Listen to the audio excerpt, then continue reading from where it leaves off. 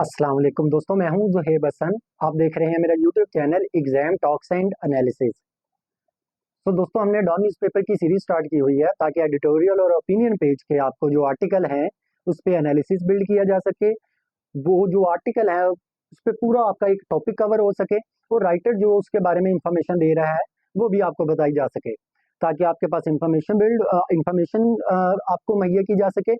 इसके अलावा जो कंसेप्ट है आपके वो बिल्ड हो सके और आपकी एनालिटिकल स्किल जो है वो इन्हांस हो सके। तो दोस्तों, चलते हैं अपने पहले एडिटोरियल के आर्टिकल पे, जो कि हमारा लेक ऑफ डायरेक्शन के नाम से। दोस्तों, इस आर्टिकल के अंदर ये पाकिस्तान के अंदर आपको पता है कि बजट की सिचुएशन चल रही है। 2025 से लेकर 26 तक का जो बजट है हुकूमत ने वो कौमी असम्बली में पेश किया है। हमारी जो वजीर खजाना है मोहम्मद औरंगजेब, वो ये कहते हैं कि अब पार्लियामेंटेरियंस जो है उनका अब हक बनता है कि वो आगे होके जो एफबीआर में रिफॉर्म्स की जानी चाहिए उस पर कानून साजी करें, क्योंकि मोहम्मद औरंगजेब ये चाहते हैं कि अगर एफबीआर के हाथ मजबूत किए जाएंगे फिर जाके ये जो टैक्स इकट्ठा करना है, जो इसके रास्ते में रुकावटें आती हैं, वो रुकावटें अगर हम दूर कर दें फिर जाके ये अच्छी अमाउंट में टैक्स इकट्ठा कर सकती है। तो दोस्तों, अब उस वजीरे जो हमारे पास खजाना है उसका ये कहना है, या तो हुकूमत इस चीज़ के लिए तैयार हो जाए कि वो एफबीआर में इस्लाहात करेंगी, या फिर वो हुकूमत इस चीज़ के लिए तैयार हो जाए, क्योंकि उसने कहा कि फिर मैं टैक्स लगाने के लिए जाऊंगा क्योंकि हमने पैसे इकट्ठे करने हैं। हुकूमत ने जो टारगेट सेट किया है वो तकरीबन 14.1 खरब रुपए इतने पैसे यानी कि इकट्ठे करने हैं उसने टैक्स की सूरत में। पिछले साल ये तकरीबन 11.9 खरब रुपए था। तो इसका मतलब कि हमारी जीडीपी का वैसे ही तकरीबन 10% टैक्स इकट्ठा होता है। तो जब पैसे इकट्ठे नहीं होते, मुल्क चलाने के लिए पैसे नहीं होते, तो हमें आईएमएफ के पास जाना पड़ता है, कर्जा लेना पड़ता है या मुख्तलिफ किस्म के टैक्स लगाने पड़ते हैं गरीबों पे।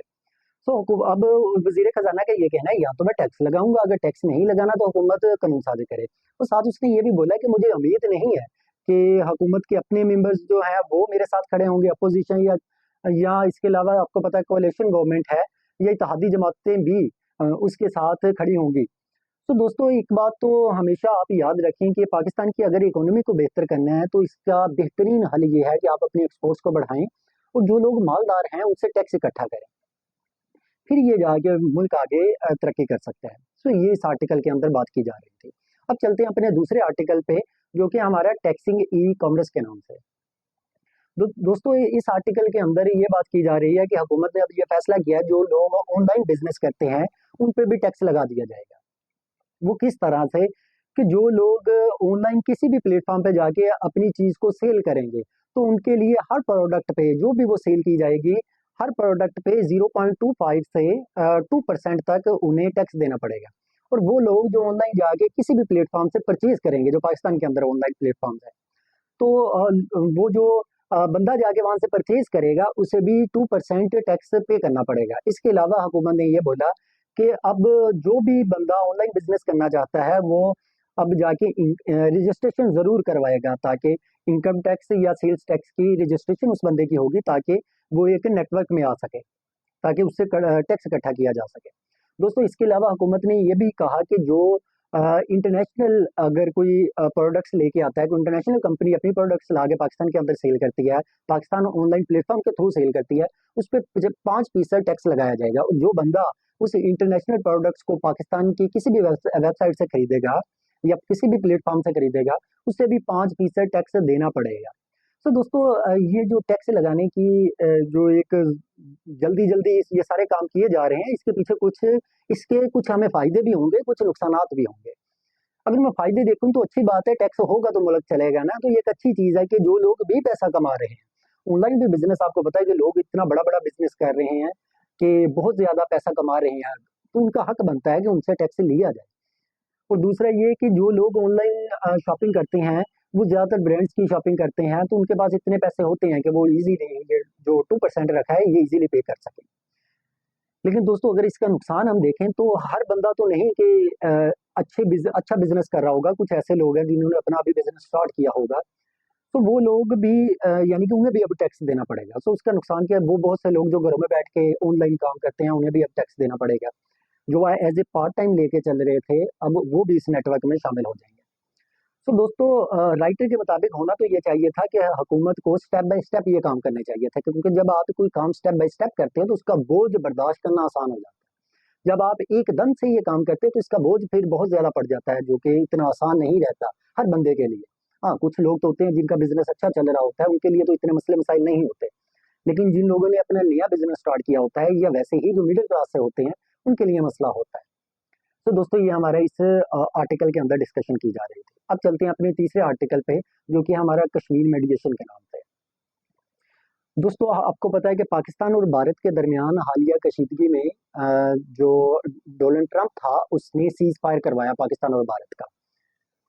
इसके साथ उसने एक स्टेटमेंट पास की, उसने कहा कि मैं पाकिस्तान और भारत के दरमियान मसला कश्मीर पे मैं एज ए मीडिएटर काम करने के लिए तैयार हूँ। हाँ, ये तो नहीं उसने बताया कि वो किस हद तक जाके ये किस तरह से काम करेगा, लेकिन हाँ उसने एक आमादगी जरूर जाहिर की कि वो अगर ये दोनों पार्टियां राजी हों तो वो एज ए मीडिएटर बैठने को तैयार है। दोस्तों ये एक बहुत बड़ी बात है कि इंडिया जो कश्मीर को हमेशा अपना अंदरूनी मसला कहता रहा है, वो उसकी इस हमाकत की वजह से आज जो कश्मीर का मसला है वो भी इंटरनेशनलाइज हो चुका है। आप देखें कि जब 370 आर्टिकल 370 जो था जब उसे 2019 में इंडिया ने खत्म किया, ये क्या था आर्टिकल 370, ये भी थोड़ी सी आपको इन्फॉर्मेशन दे देता हूँ ताकि पूरा आपका ये टॉपिक ही कवर हो जाए कश्मीर वाला। दोस्तों जब पार्टीशन की गई थी पाकिस्तान और इंडिया की, उस टाइम कुछ वहाँ पे 565 प्रिंसली स्टेट्स थे। उनको कहा गया था कि आप कुछ प्लेबिसाइट के जरिए आप अपनी बाउंड्री को देखते हुए और अपने रिलीजन को देखते हुए आप या इंडिया के साथ अटैच हो जाएं या पाकिस्तान के साथ अटैच हो जाएं। अब ये जो कश्मीर था ये भी प्रिंसली स्टेट थी। अब यहाँ का जो महाराजा था उसने फैसला किया कि अभी वो किसी के साथ भी नहीं यानी कि इल्हाक करेगा। तो होता क्या है कि 1948 के अंदर पाकिस्तान के अंदर से कुछ लोग जाते हैं, लोकल पर्सन्स, वो जाके यानी कि आज़ाद कश्मीर में एंटर हो जाते हैं। तो वो जो महाराजा हरि सिंह था जो वहाँ का हुक्मरान था, वो इंडियन हुकूमत से मदद मांगता है, तो उसकी आर्मी वहाँ पे आ जाती है। अब यहाँ से इंडियन आर्मी आ गई, यहाँ से पाकिस्तान की आर्मी और पाकिस्तान के जो लोकल पर्सन थे वो आ जाते हैं यानी कि कश्मीर के इलाके में। तो जहाँ पर वो होते हैं वहीं पे इंटरनेशनल कम्युनिटी दरमियान में इंटरमीडिएशन करती है, यूनाइटेड नेशन दरमियान में एक लाइन लगा देती है। अब यहाँ पे भारत की आर्मी थी, ये एरिया भी दे दिया गया इंडिया को। जहाँ पे पाकिस्तान की लोकल पर्सन थे पहुंच गए थे या पाकिस्तान की आर्मी पहुंच गई थी, उस एरिया को पाकिस्तान में आज़ाद कश्मीर के नाम से दे दिया गया। अब दरमियान में यूनाइटेड नेशन ने एक लाइन लगवा दी जिससे कहा गया कि ये लाइन ऑफ कंट्रोल है LOC, जो तकरीबन मेरे ख्याल में 720 किलोमीटर की है। तो दोस्तों और यूनाइटेड नेशन ने ये कहा कि इस इलाके में अब प्लेबिसाइट होगा, लोग डिसाइड करेंगे कि उसने भारत के साथ जाना है या पाकिस्तान के साथ जाना है। तो जो इलाका इंडिया के पास चला जाता है, इंडियन हुकूमत क्या करती है कि वो अपने कॉन्स्टिट्यूशन के अंदर अमेंडमेंट करती है और वहाँ पे एक आर्टिकल 360 का एडिशन करती है, 370 का सॉरी एडिशन करती है, जिसके मुताबिक कश्मीर का जो डिफेंस होगा वो कश्मीर की जो फॉरेन पॉलिसी होगी वो इंडियन हुकूमत देखेगी। लेकिन इसके अलावा वजीर आजम उसका अलग होगा, कश्मीर का झंडा अलग होगा, कश्मीर की पार्लियामेंट अपनी होगी, आइन अपना होगा, मतलब ये सारी चीजें अलहदा होगी जो 370 के अंदर लिखा गया। और कश्मीर के अंदर कोई भी इंडियन जगह नहीं आके खरीद सकता, मतलब कि ये सिर्फ कश्मीरी वहां पे रह सकते हैं। अब 2019 में इंडिया ने क्या किया है, ये जो 370 आर्टिकल था ये खत्म कर दिया। जब ये खत्म किया तो दुनिया को ये कहा कि ये हमारा अंदरूनी मामला है। तो पाकिस्तान ने बहुत ज्यादा एहतजाज भी किया, आपको पता है इंटरनेशनल मीडिया पे जाके हमने आवाज उठाई। पाकिस्तान के अंदर बहुत ज्यादा हमने एहतजाज किए, उनके साथ जो हमारे सफारती तल्लुकात थे वो खत्म किए, तजारत खत्म की हमने, मतलब कि काफी ज्यादा एहतजाज किया गया। तो इंडिया ने हमेशा कहा कि ये हमारा अंदरूनी मामला है, हम ये खुद इस मसले को सोल्व करेंगे। और 1972 के अंदर जो शिमला एग्रीमेंट हुआ उसमें भी पाकिस्तान और इंडिया ने ये डिसाइड किया कि कोई तीसरा बंदा इसमें नहीं हम ऐड करेंगे, हम मिल के मसले को हल करेंगे। लेकिन अब तो आपको पता है कि पाकिस्तान ने भी वो मायदा मुअत्तल कर दिया जब इंडिया ने कहा हम इंडस वाटर ट्रीटी को मुअत्तल कर रहे हैं। तो दोस्तों कि भारत देखिए किस तरह से ये मसला बचाना चाह रहा था, इसको अपना अंदरूनी मामला कह रहा था, और ये किस तरह से आज इंटरनेशनलाइज हो गया ये मामला। दोस्तों एक चीज बड़ी खुल के इस कशीदगी में सामने आई है कि जो भारत की फॉरेन पॉलिसी थी वो बहुत बुरी तरह से नाकाम हुई है। पाकिस्तान के साथ आप देखें, तुर्की खड़ा हुआ, चाइना खड़ा हुआ, उज्बेकिस्तान खड़ा हुआ, मुस्लिम ममालिक ने भी पाकिस्तान का किसी न किसी हद तक साथ दिया। लेकिन अगर हम भारत करें, वो तो अमेरिका के करीब था, तो अमेरिका ने तो उसका साथ नहीं दिया। अमेरिका ने तो कहा मेरे दोनों दोस्त था, पाकिस्तान भी दोस्त है और इंडियंस भी हमें, यानी कि जो हुक्मरान है वो भी मेरा दोस्त है। तो उसने तो बिल्कुल न्यूट्रल हो गया। लेकिन चाइना न्यूट्रल नहीं हुआ, चाइना ने हमारा साथ दिया। चाइना का बयान आया बन के हम पाकिस्तान की सालमियत की हिफाजत करेंगे। तो ये इस आर्टिकल के अंदर डिस्कस किया जा रहा था। मैंने इस तरह से आपको एक्सप्लेन किया कि पूरा टॉपिक ही आपका कवर हो जाए। तो दोस्तों चलते हैं अपने ओपिनियन पेज के पहले आर्टिकल पे, जो कि हमारा है स्टेट ऑफ द इकोनॉमी के नाम से। दोस्तों इस आर्टिकल के अंदर राइटर ये बता रहा है कि हुकूमत ने बजट तो पास कर दिया, और हुकूमत, आपको पता है कि आजकल तो प्रेस कॉन्फ्रेंस का दौर है। जब बजट पास किया जाता है तो वजीर खजाना आके बताते हैं को कि क्या किया गया है, क्या टारगेट किस तरह से अचीव किए जाएंगे, या हमारी माजी में क्या कंडीशन रही है, इस टाइम हमारी करंट सिचुएशन क्या है, ये सारी चीजें आवाम के सामने रखी जा रही हैं। तो दोस्तों राइटर ये कहता है कि हुकूमत बहुत ज्यादा खुशियां मना रही है कि हमने पाकिस्तान की जो इकोनॉमी है वो स्टेबलाइज कर दी है, वो अब जो मैक्रो इंडिकेटर्स थे वो बेहतर हो गए। तो इसके बारे में राइटर ये बात कहता है कि अगर ये बात सच है, अगर वाकई ही पाकिस्तान की इकोनॉमी बहुत बेहतर हो गई है, तो पाकिस्तान, वर्ल्ड बैंक के मुताबिक तो आज पाकिस्तान के अंदर जो गुर्बत है वो 45% है, यानी कि हर 100 में से 45 लोग ऐसे हैं जो पॉवर्टी लाइन से भी नीचे जिंदगी गुजार रहे हैं।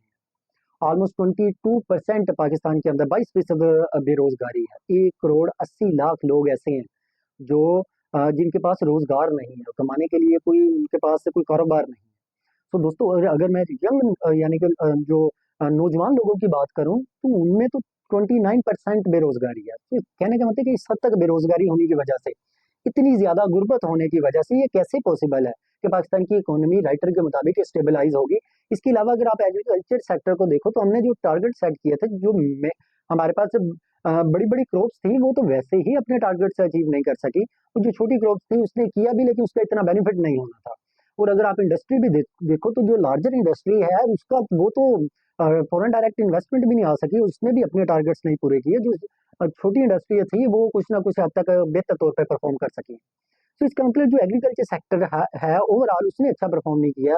इंडस्ट्रियल जो सेक्टर था उसने इतना अच्छा परफॉर्म नहीं किया। जो पाकिस्तान की जीडीपी की ग्रोथ है, वो टारगेट तो था 3.6% का, लेकिन वो हम जस्ट 2.7% तक पहुंच रहे हैं, अभी पहुंचे नहीं है। हुकूमत का दावा है कि पहुंच जाएंगे, और आने वाले साल में इसको 4.2% पे रखा गया। क्या ये इतना आसान होगा? लगता तो नहीं है, लेकिन देखते हैं कि उम्मीद तो अच्छी की जानी चाहिए। सो राइटर के मुताबिक कि गुर्बत इतनी बढ़ गई है, जो गुर्बत बढ़ने की वजह से जो 50% लोग देहातों में रहते हैं, वो वो मजीद यानी कि गरीब हो गए हैं। जो किसान थे उनकी आमदनी कम हुई 50%, तो वो 50% वहाँ के लोग मजीद गुर्बत में चले गए। 58% ऐसे लोग हैं दोस्तों जिनकी परचेजिंग पावर बहुत कम हो गई है। तो ये मसले मसाइल है जिनको हम डील कर रहे हैं। तो दोस्तों चलते हैं अपने नेक्स्ट टॉपिक पे, जो कि हमारा थ्रेशिंग अराउंड के बारे में।